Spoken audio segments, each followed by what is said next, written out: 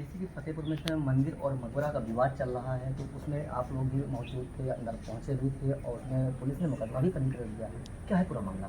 देखिए, पहले तो मैं आपके चैनल के माध्यम से ये स्पष्ट करना चाहता हूँ कि हम लोग वहाँ पर तोड़फोड़ में या किसी प्रकार की अवांछित जो घटना है उसमें शामिल नहीं थे। जी। पुलिस ने केवल राजनीतिवश जो है ये मुकदमा मेरे ऊपर पंजीकृत कराया है। अगर पुलिस के पास किसी प्रकार का कोई वीडियो फुटेज, कोई लाइव वीडियो हो जिसमें मेरी फ़ोटो हो तो उसको दिखाएं, और अगर उनके पास ऐसे साक्ष्य हैं तो मैं अपने को मुलजिम मानने को तैयार हूं और मैं अपने आप को पुलिस के कानूनी प्रक्रिया से गुजरने के लिए भी तैयार हूँ। दूसरी बात रही बात उस दिन की घटना की, तो एक हमारी मठ मंदिर संरक्षण समिति है जिसने 1 तारीख को पहले जिलाधिकारी महोदय को ज्ञापन दिया था कि हम लोग 11 तारीख को जो हमारा मंदिर है वहाँ पर साफ सफाई की व्यवस्था हम लोग करने जाएंगे, और उसके लिए फिर 7 तारीख को एक बैठक हुई। उसके बाद डीएम साहब से बैठक हुई तो उन्होंने कहा 10 तारीख को शाम को 7 बजे हम आप लोगों के साथ बैठेंगे और उस मामले का हल निकालेंगे। लेकिन डीएम साहब से वार्ता हुई तो उन्होंने गंभीरता से नहीं लिया, न जिला प्रशासन ने न पुलिस प्रशासन ने, और उन्होंने हमारे शीर्षस्थ जो नेता हैं उनको उस बैठक में बुलाना नहीं समझा। और क्योंकि पूर्व में आह्वान था हिंदू समाज के लोगों से, सनातनियों से, कि आप लोग 11 तारीख को गुरु ठाकुर पहुँचेंगे।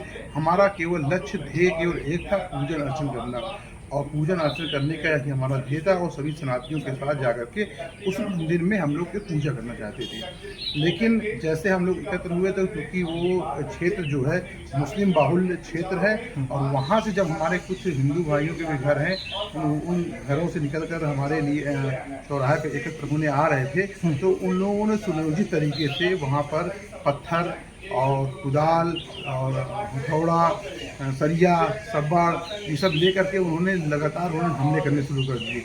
यह जानकारी जब हमारे अन्य सनातनी भाई जो वहाँ प्रेस मौजूद थे उन्हें प्राप्त हुई, तो वो लोग भी जो वहाँ उनको बचाने के लिए वहाँ पहुँचे, तब वहाँ पर आमना सामना हो गया।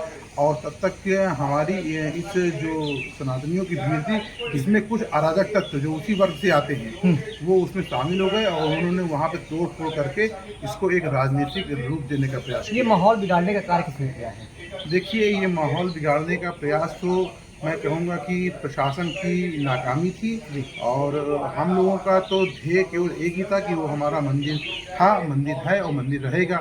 हम लोग वहाँ पर सिर्फ पूजन अर्चन करने के लिए ही जाने वाले थे, और हम लोगों ने यही लिखित जो हमारी समिति है उसने दिया था कि हम लोग वहाँ पूजन अर्चन करने जाएंगे।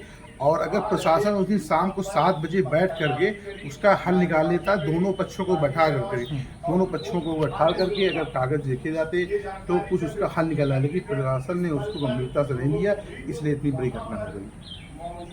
जैसे कि एक वीडियो वायरल हो रहा है कि आज कुछ वहाँ पे सरिया वगैरह क्या प्लानिंग थी लोगों की? अब आप इसी से नजर लगा सकते हैं कि न्यूज़ चैनलों ने पुलिस को वहाँ से सरिया और सब्बाड़ और कुछ और ऐसे औजार वहाँ पुलिस को खुद उठाते हुए देखा है, पुलिस ने अपनी सुपुर्दगी में लिया है। उनकी तैयारी पूरी थी, हजारों की तादाद में पत्थर ईंटें चलाए गए, वो 1 मिनट के अंदर हजारों ईंटें नहीं आ जाएंगी। इसका मतलब जो घरों से पत्थर चले हैं वो घर में पहले से एकत्र किए गए होंगे, वो पूरी सुनियोजित ढंग से थे।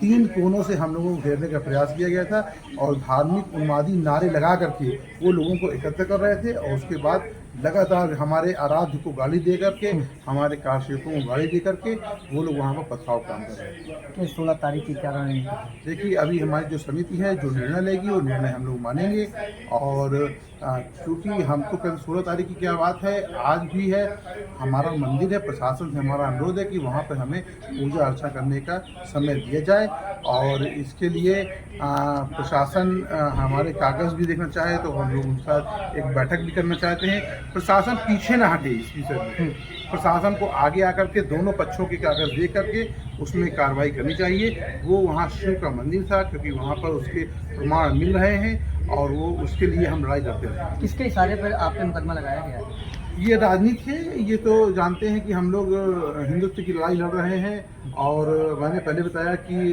जो ये प्रशासन में कुछ लोग ऐसे अधिकारी हैं जो पूर्व की विधर्मी सरकार की विचारधारा से प्रेरित हैं। उन्होंने हिंदू भाइयों को दबाने के लिए जो लोग उसमें इन्वॉल्व नहीं थे, क्योंकि मेरा चर्चित चेहरा है, मैं 4 बार से पार्षद भी हूँ और हिंदुत्व की बात भी करता हूँ और भारतीय जनता पार्टी का निरोध सभासद भी हुआ हूँ।